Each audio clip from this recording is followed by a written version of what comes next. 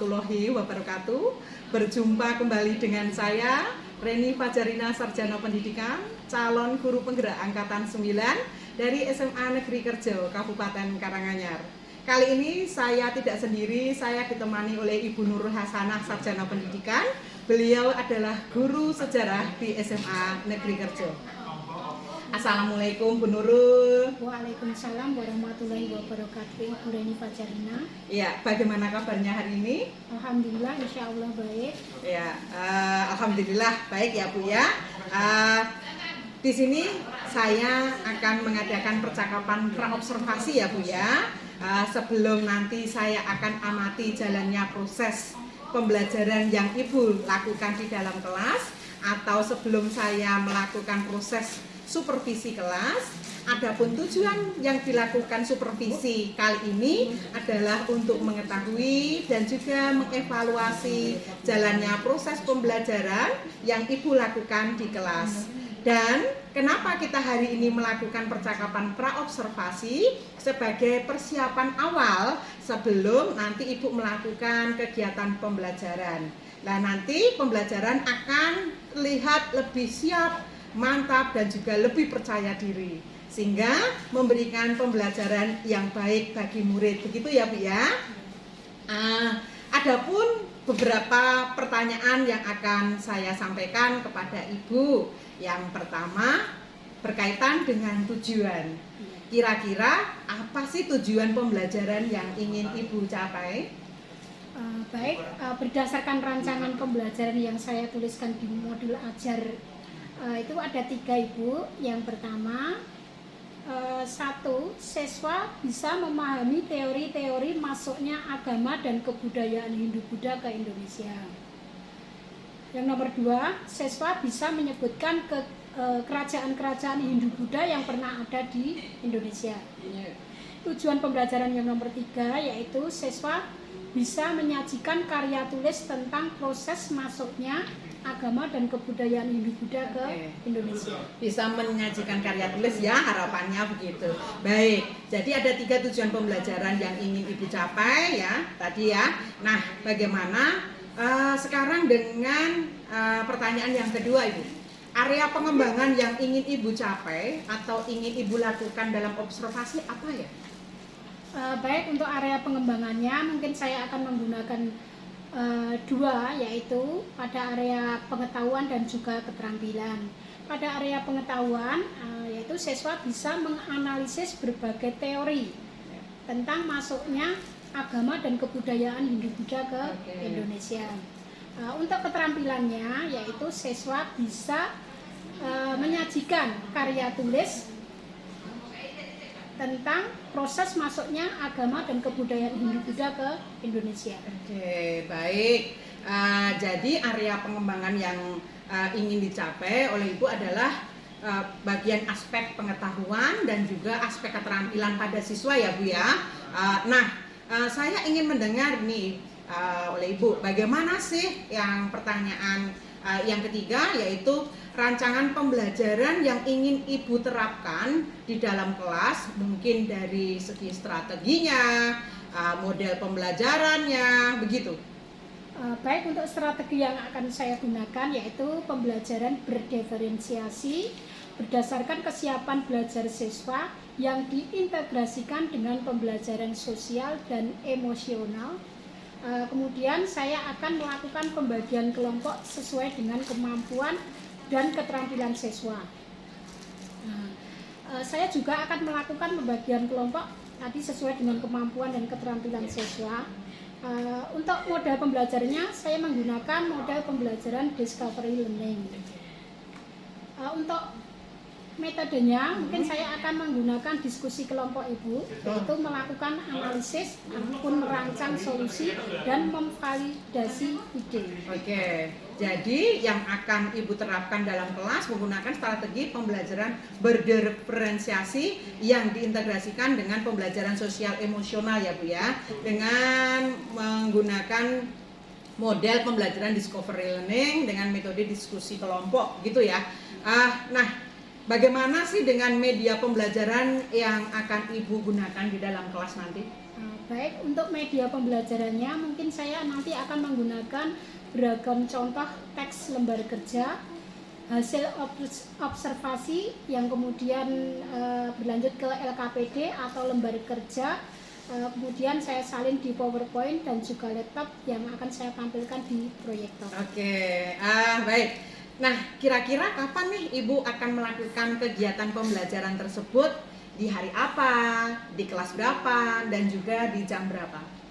Baik, untuk waktu pembelajarannya nanti kebetulan saya di hari Rabu itu di jam 1-2 saya ada jam pelajaran sejarah yaitu di kelas 10E6. Ya, oke. Baik, jadi nanti hari Rabu depan di kelas 10E6 ya Bu ya, jam 1 dan kedua yang akan nanti Ibu lakukan pembelajaran, yaitu saya akan melakukan supervisi kelas Ibu. Saya akan melihat dan juga mencatat hal-hal apa saja yang terjadi dalam kelas itu. Nah, nanti setelah Ibu melakukan kegiatan observasi atau pembelajaran dalam kelas, kita akan adakan percakapan yang terakhir ya Bu ya, yaitu percakapan pasca observasi yang nanti akan didampingi oleh pengajar praktek saya. Sebelum kita akhiri, gini Bu. Kira-kira apa sih yang akan Ibu dapatkan dari hasil percakapan kita hari ini? Baik, saya mungkin akan mendapatkan gambaran media apa yang akan saya gunakan ketika saya mengadakan praktek mengajar di kelas nanti, Ibu. Oke, ya. Dan itu akan saya persiapkan mulai dari sekarang. Terima kasih sekali. Terima kasih Bu Nurul atas waktunya.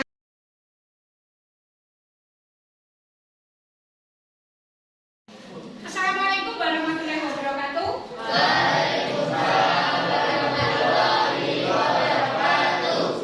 Selamat siang. Sudah berdoa belum tadi? Belum ya. Jadi kalau belum berdoa, mari kita berdoa bersama-sama dulu. Salah satu tidak harus ketua ya, jadi memimpin doa. Ya Mas. Mas Rendra, memimpin doa. Jawab. Doa mulai.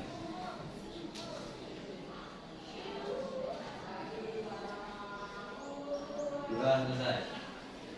Assalamualaikum warahmatullahi wabarakatuh. Waalaikumsalam warahmatullahi wabarakatuh. Selamat pagi semuanya. Pagi Ibu. Gimana kabarnya hari ini? Alhamdulillah. Ya, Alhamdulillah. Ya, Alhamdulillah luar biasa gitu ya. Jadi tidak hanya baik tapi luar biasa baik. Terima kasih untuk pagi ini yang semuanya saya lihat pada sudah ceria semua dari wajahnya karena ini masih pagi ya. Semoga saja nanti sampai jam siang juga masih semangat, masih ceria. Sebelum kita mengawali pelajaran pada pagi hari ini, marilah kita bersyukur dulu kepada Allah Subhanahu Wa Taala. Jadi karena atas limpahan dari rahmat atau ridhonya, kita pagi ini masih bisa bertemu, berkumpul bersama-sama dalam kelas 10E6 yang menyenangkan ini. Hari ini yang tidak masuk siapa? Ferry sama? Chandra. Ferry kenapa? Chandra? Yang saya dulu. Yang lainnya masuk semua ya? Alhamdulillah, jadi semoga yang sakit ini bisa segera sembuh sehingga besok pagi bisa mengikuti pelajaran seperti sedia kala. Terus untuk materi yang kemarin kita kan sudah membicarakan mengenai jalur rempah di Nusantara ya, jadi jalur masuknya rempah ke Nusantara. Dan kalian juga sudah membuat petanya, dibuka kembali, cuma baca, jadi kita sudah apa itu? Badan. Sambil ketawa juga nggak apa-apa. Bu Nurul berkata, gelengkan badan sama kepala.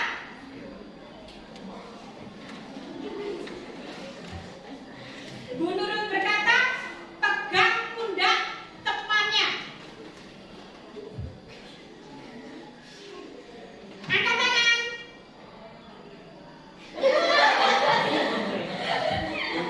Berarti salah ya.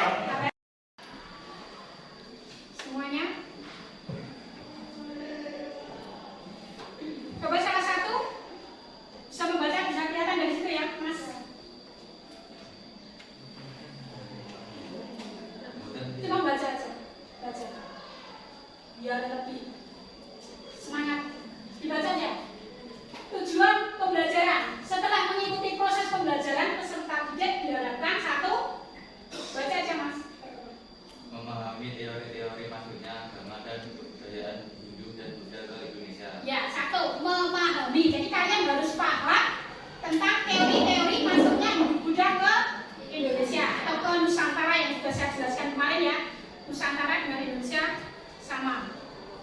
Yang nomor dua, Mbak, yang dibaca aja. Nggak kelihatan? Menyebutkan kerajaan-kerajaan Hindu dan Buddha yang pernah di Indonesia. Menyebutkan, jadi nanti kalian bisa menyebutkan kerajaan-kerajaan Hindu Buddha yang ada di Indonesia. Tujuan yang ketiga, Mbak, dibaca. Mengumpulkan karya tulis tentang proses masuknya agama dan kebudayaan Hindu Buddha ke Indonesia serta pengembangan pada kebudayaan pengaruh pada kehidupan Indonesia. Ya, jadi kalian harus bisa menyajikan karya tulis. Nanti bikin karya tulis ya. Karya tulis tentang proses masuknya Hindu Buddha ke Indonesia. Sudah paham? Jelaskan kemarin atau yang sudah saya cuplikan kemarin, yaitu materinya adalah Proses masuknya Hindu Buddha ke Indonesia. ya betul sekali. Jadi setelah kita mengetahui tentang jalur masuknya rempah ke Nusantara, nah kita pada hari ini mulai masuk ke materi baru, yaitu jalur bukan jalur ya, teori tentang masuknya Hindu Buddha ke Indonesia. Jadi teori masuknya kebudayaan. Jadi tidak hanya agama ya sebenarnya, kalau dari judul itu teori masuknya Hindu Buddha itu maksudnya kebudayaan Hindu Buddha ke Indonesia.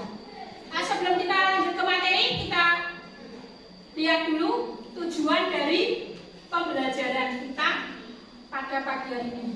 Semuanya lihat di depan atau di layar. Yo guys, jumpa lagi di Sotek Indonesia. Pada episode kali ini kita bakalan membahas mengenai proses masuknya agama Hindu dan Buddha ke Indonesia. Bagaimana agama Hindu dan Buddha bisa masuk dan menyebar di Indonesia? Untuk menjawab pertanyaan tersebut, kurang lebih ada 4 teori yang dapat menjelaskan nih guys. Teori-teori tersebut adalah teori Brahmana, teori Ksatria, teori Maisya, dan teori arus balik. Sebenarnya ada satu teori lagi, yaitu teori sumber daya yang dikemukakan oleh Van Weber. Teori ini terbilang lemah dan tidak sekuat 4 teori lainnya. Oke guys, langsung saja teori pertama, teori Maisya. Teori yang dikemukakan oleh N.J. Komini menyebutkan bahwa golongan Maisya atau pedaganglah yang berperan aktif menyebarkan agama Hindu dan Buddha di Indonesia. Hubungan dagang antara India dan Indonesia sudah berlangsung sejak abad 1 Masehi. Siapa namanya? Mbak Oktabela. Ada 5 teori ya tadi. Teori 1 apa tadi Mbak? Teori Vaishya. Terus teori yang kedua?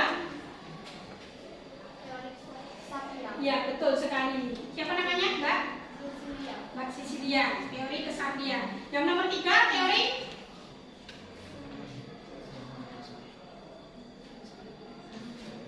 Arus balik. Ya. Siapa namanya Mas? Ya Mas Buka. Teori arus balik. Yang terakhir teori apa tadi? Brahmana. Ya. Saya tidak akan menjelaskan banyak dari materi, kan kalian kemarin sudah saya beri tugas untuk membaca materinya di rumah ya. Jadi ini tadi juga sudah mengamati videonya, jadi sudah jelas. Nah, nanti kalau ada yang belum jelas di buku paket juga sudah ada materinya, nanti bisa dibaca lagi.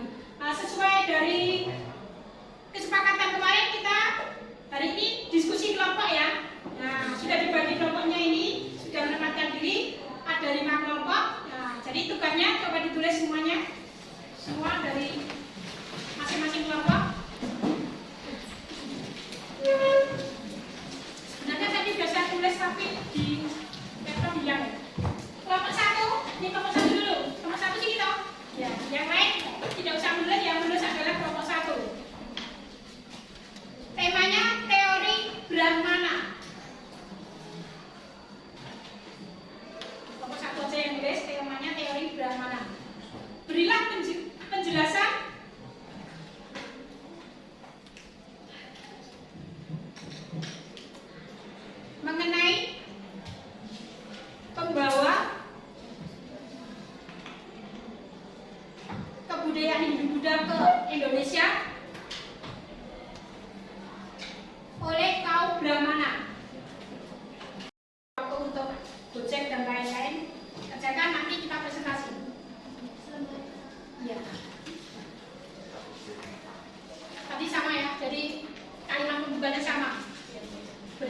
penjelasan secara detail atau secara jelas atau secara lengkap pembawa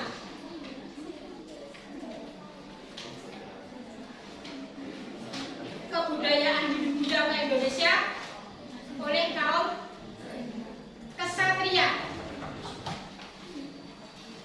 Yang lain ini juga bisa. Ini itu Brahmana, ini kesatria. Kelompok 3 Waisya. Jadi sama ya. Suruh menjelaskan pembawa masuknya Hindu ke Indonesia oleh kaum Waisya. Terus kelemahannya apa? Kelebihannya apa?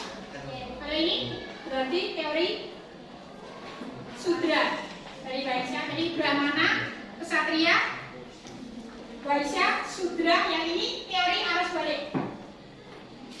Ditulis. Kelompok 3.